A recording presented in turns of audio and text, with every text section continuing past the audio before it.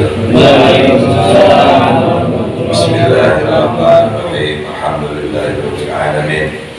Wa bihi nasta'in ala umuri dunya wa din. Wassalatu wassalamu ala asyrofil anbiya'i wal mursalin wa ala alihi wa sahbihi ajma'in. Amma ba'du. Pertama-tama yang kita hormati guru kita dan juga Ketua DKN Bapak Yocim dan juga Bapak Ketua RW 05 dan juga yang saya hormati kesepuan kita Bapak Teguh dan juga para jamaah semuanya yang tidak saya sebutkan satu persatu, insya Allah tidak mengurangi rasa hormat dan takjub saya. Kita melanjutkan daripada bacaan kita, bahwasanya kemarin kita menerangkan tentang berzina. Sekarang kita melanjutkan al-babul khamisu fi uqubatil liwat. Bab yang nomor kelima ini di dalam menerangkan siksaan al-liwat. Al-liwat itu berzina antara laki-laki dengan laki-laki, perempuan dengan perempuan, namanya wati. Sebagaimana Allah Subhanahu wa Ta'ala telah berfirman, Bismillahirrahmanirrahim, atatuna dzukrana minal alamin.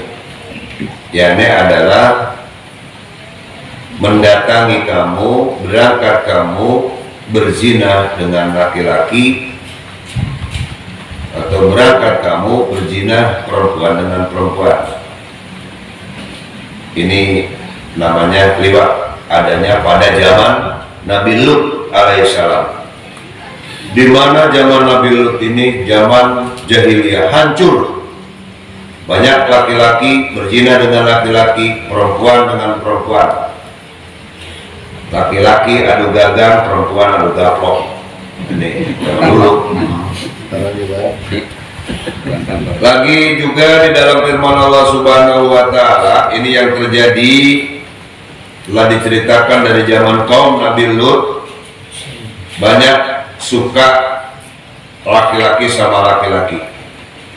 Innakum latatunar rijala syahwatan min dunin nisa. Banyak diantara kamu sekalian latatunar rijal yang mendatangi seorang laki-laki syahwatan dengan syahwat min dunin nisa, tetapi bukan kepada perempuan. Nggak boleh melihat laki-laki ganteng dikit, kasar dikit, udah zaman Nabi Lut. Bal antum kaum bukan kaum muslim. Ini jamaah sekalian, pada zaman Nabi Lut, lihat ada laki-laki ganteng kaset, mangsanya laki-laki juga. Ini perbuatan-perbuatan kaum Nabi Lut ini apabila terjadi hadza zaman, pada zaman sekarang, bahkan pada zaman Nabi Lut juga, Allah memerintahkan faktulu, bunuhlah oleh kamu akan orang-orang yang berbuat antara kejadian zina laki-laki dengan laki-laki, perempuan dengan perempuan. Bahkan dikatakan di dalam sabdanya Abdullah bin Abbas radhiyallahu anhu, adzabun man liwat, bahwa siksaan orang-orang yang suka mewati ini dijatuhkan oleh Allah Subhanahu wa Ta'ala kelak di kemudian hari apabila ada terjadi laki-laki dengan laki-laki saling melampiaskan nafsu, ada syahwat laki-laki dengan laki-laki, timbul syahwat, maka Allah Subhanahu wa Ta'ala akan menjatuhkan melalui malaikatnya, dijemput orang tersebut, dibawa terbang ke langit. Kemudian setelahnya di langit dilemparkan, dijatuhkan ke bumi. Dari bumi diangkat lagi, dijatuhkan lagi ke alam bumi. Ini siksaan bagi orang-orang yang suka laki-laki sama laki-laki, perempuan sama perempuan juga sama. Dan Allah Subhanahu wa Ta'ala memerintahkan untuk melempar, menimpuk melempari dengan batu kepada kaum Nabi Lut itu sampai mati. Kalau memang sampai benar-benar ketangkep. Ya tapi alhamdulillah di Indonesia juga ada. Siapa orang yang suka melatih dengan laki-laki, gay, lesbi, ada juga undang-undang yang dipenjara, ada ya. Ini. Jadi ini kejadian.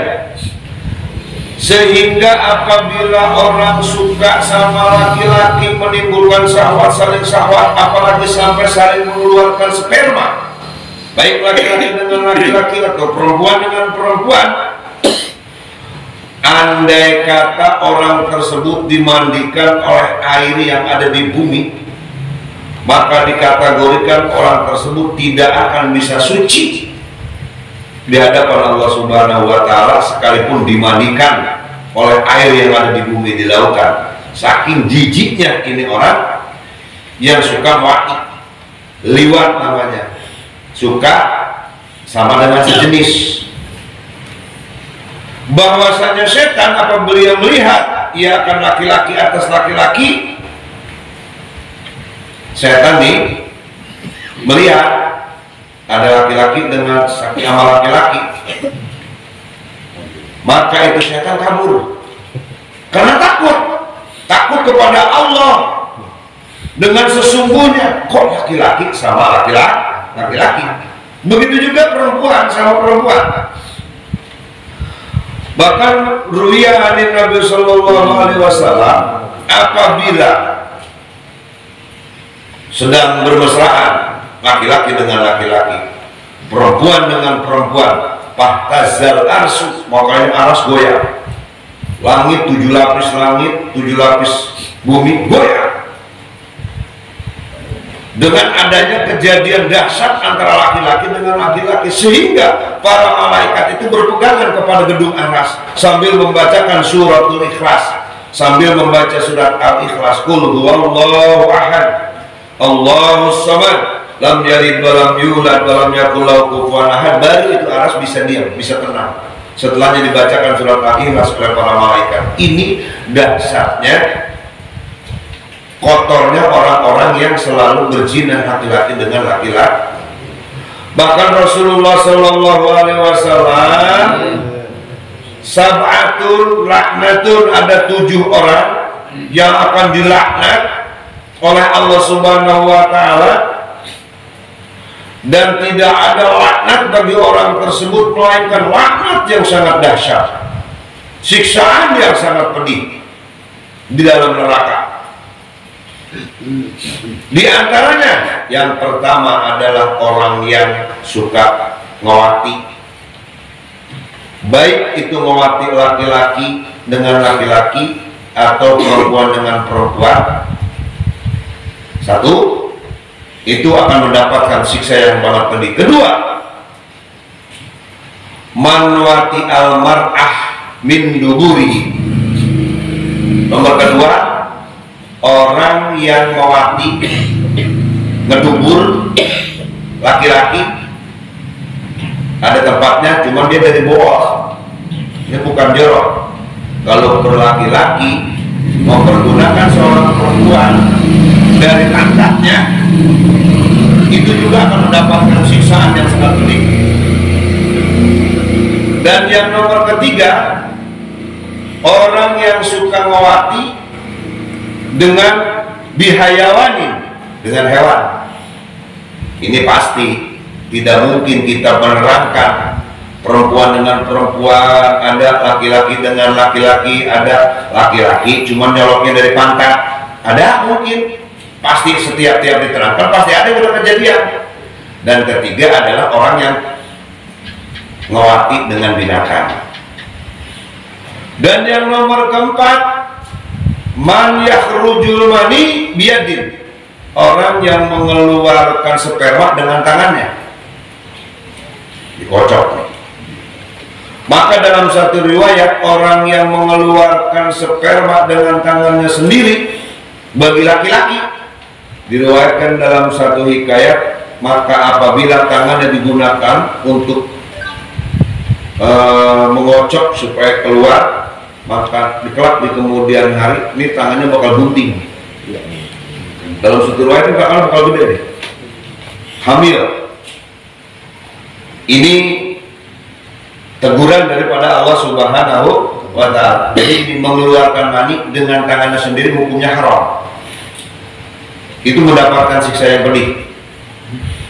Bagaimana kalau bukan pakai tangan kita? Mohon maaf, kalau seandainya kita suami istri, istri kita lagi men, nafsu tinggi, kan kalau lagi men nggak boleh dikerjain, haram Pak Haji. Bini kita lagi men, kita pengen, nggak boleh itu, haram hukumnya. Dan si perempuan pun jangan pernah mau. Gimana ini malu berhubung ini pohon ini tegang, boleh pakai tangan perempuan daripada kita ngejalanin yang haram. Daripada kita melakukan sesuatu yang haram terus dikocok-kocok pakai tangan bini, nggak apa-apa.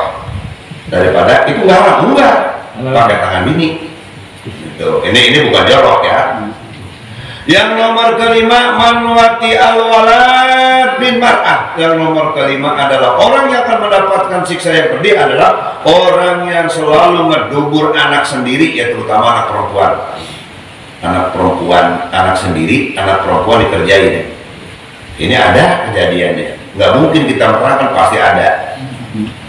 Dan yang nomor keenam adalah orang yang berzina dikoryakin dengan sekampung. Kalau zina jangan dengan kampung, apalagi dengan tetangga. Ini akan mendapatkan siksaan yang sangat pedih. Dan yang nomor ketujuh, zina kagak, wati kagak, demen ke perempuan laki-laki dengan laki-laki kagak, perempuan kagak.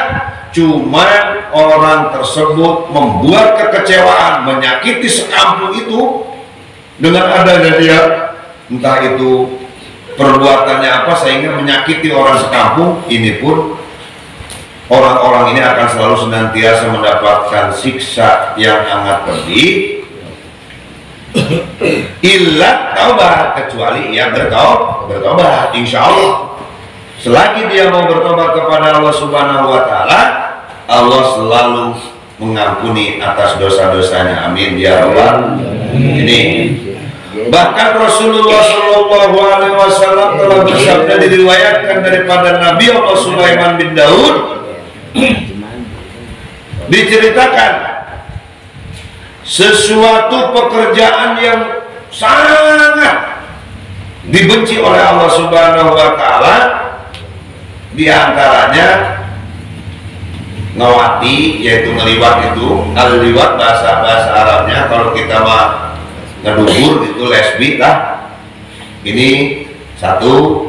Bahkan ditambah lagi dalam hadis yang lain, kedua mengupat itu ghibah, membicarakan keburukan orang lain di belakangnya. Kalau sekira-kira di hadapannya itu bakal benci, maka itu termasuk ghibah.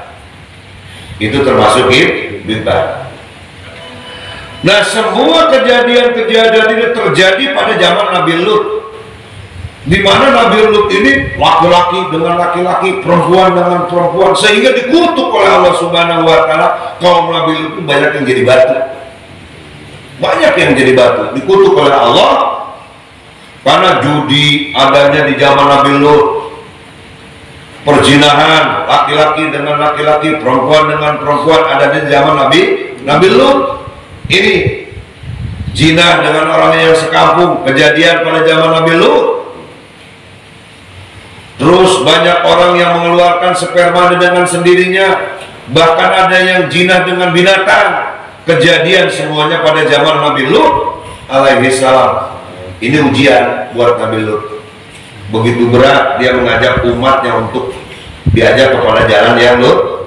Oleh karena itu, diantaranya lahwin, bainal lahwin fi zaman Nabi Lut, diantaranya permainan yang terjadi pada zaman Nabi Lut, yaitu dengan diantaranya satu, melontar batu. Dulu ada judi saling lempar batu. Di zaman Nabi Lut mah jauh-jauh melempar, Di sana ada batas, ayo kok jauh-jauh melempar, yang paling jauh bisa ngelewatin batas itu menang. Judi itu permainan pada zaman Nabi Lut.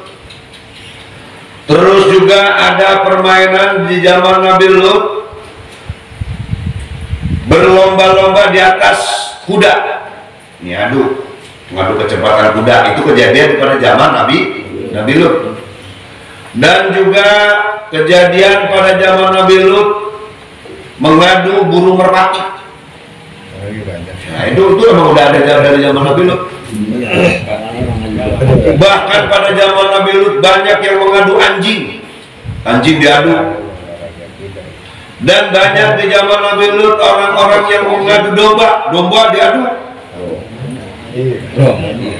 Dan zaman Nabi Lut juga banyak orang yang mengadu burung,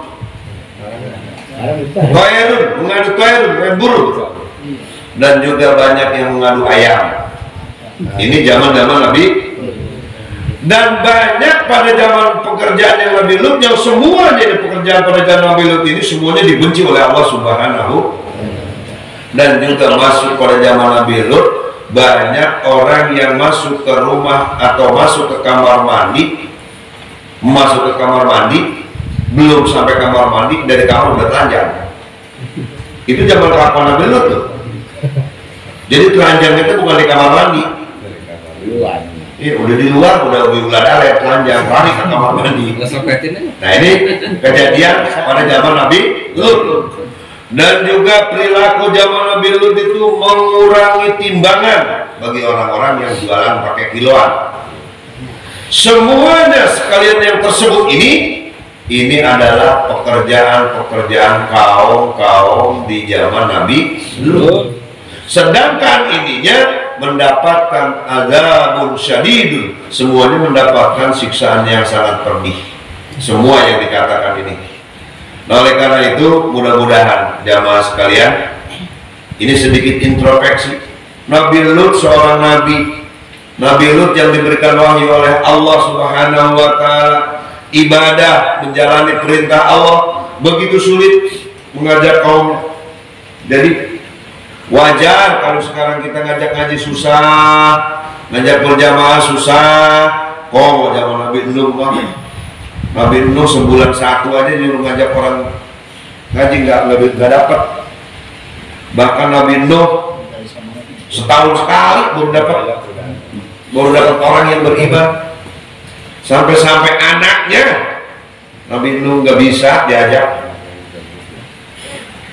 Kata Allah Subhanahu wa Ta'ala, ya Allah, udah susah saya ngajak umat, makanya umur yang paling panjang Nabi Nuh 1000 tahun. Umur Nabi Nuh 1000 tahun. Di dunia berarti udah tua benar ya. Nabi Nuh aja 1000. Belum Nabi lain, ada yang pendek, ada yang 200 tahun, ada yang 100 tahun. Nabi Nuh umur paling panjang. Makanya begitu dapat perintah dari Allah, ya Nuh alaihissalam, buat umatmu akan aku tegur, makanya kamu bikin perahu. Nanti di dunia saya kerem. Pakai apa bikin perahunya ya Allah? Pakai kayu. Kayu apa? Nanam dulu. Nabi Nuh kan kerja perahu, nanam dulu pun kayunya. Emang langsung ada pun kayu gede. Nanam dulu Nabi Nuh. Ini makanya mudah-mudahan kita semua selalu senantiasanya alhamdulillah kita jadi umat Rasulullah SAW. Makanya umat Rasul ini termasuk umat yang paling diistimewakan oleh Allah. Yang paling pertama dihisab umat Nabi Muhammad. Yang paling dulu masuk surga di antara umat-umat yang nabi-nabi dari dahulu, tetap didahulukan umat Nabi Muhammad SAW. Zaman umat-umat dahulu mau bertobat harus pada tempatnya. Kalau tobat harus di tempat ibadah sholat. Tapi buat umat Rasul di mana aja, asalkan selagi mau bertobat, tetap selagi dia tobatnya ikhlas, selalu senantiasa diterima oleh Allah Subhanahu wa Ta'ala. Buat umat Rasul mau ibadah di mana aja, insya Allah. Ya, petani ada di tengah sawah, sholat di gubuk boleh, nggak perlu di masjid. Ini keistimewaannya umat Rasulullah Sallallahu Alaihi. Bahkan Nabi Allah Musa sampai nangis-nangis sama Allah, ya Allah, jadikanlah saya umat Nabi Muhammad ya Allah, tetap nggak bisa. Jadi mudah-mudahan kita alhamdulillah jamaah semua dijadikan umat Rasulullah Sallallahu Alaihi Wasallam, di mana Nabi kita adalah khatamin nabiyyin, Nabi yang terakhir, tidak ada lagi Nabi dan tidak ada lagi Rasul setelahnya Nabi kita Nabi Muhammad Sallallahu Alaihi Wasallam. Kalaupun ada yang mengaku jadi Nabi, mengaku jadi Rasul, maka ini tidak ada di dalam Al-Quran, baik itu Taurat, Zabur, Injil, Al-Quran, nggak ada sejarahnya. Setelahnya Nabi kita ada lagi Nabi, ada lagi Rasul, nggak ada. Sebab Nabi kita khatamin nabiyyin, Nabi yang terakhir ya. Oleh karena itu mudah-mudahan jamaah sekalian sekilas yang kita baca pada malam ini semoga selalu senantiasa menjadikan satu motivasi buat kita agar supaya kita selalu senantiasa ada di dalam keridhaan Allah Subhanahu wa taala. Al-Fatihah.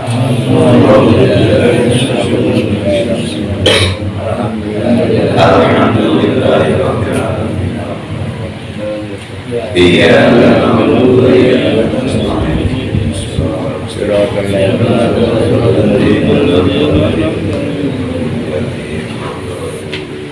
Allahumma shalli ala sayyidina Muhammadin sallallahu alaihi wasallam. Amin.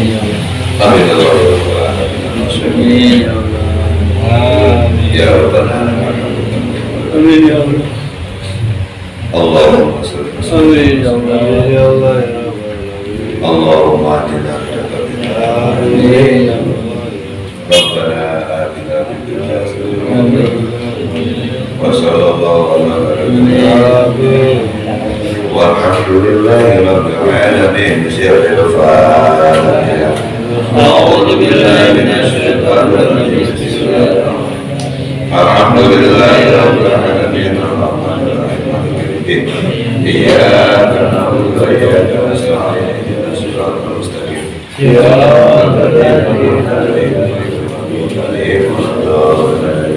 Assalamualaikum warahmatullahi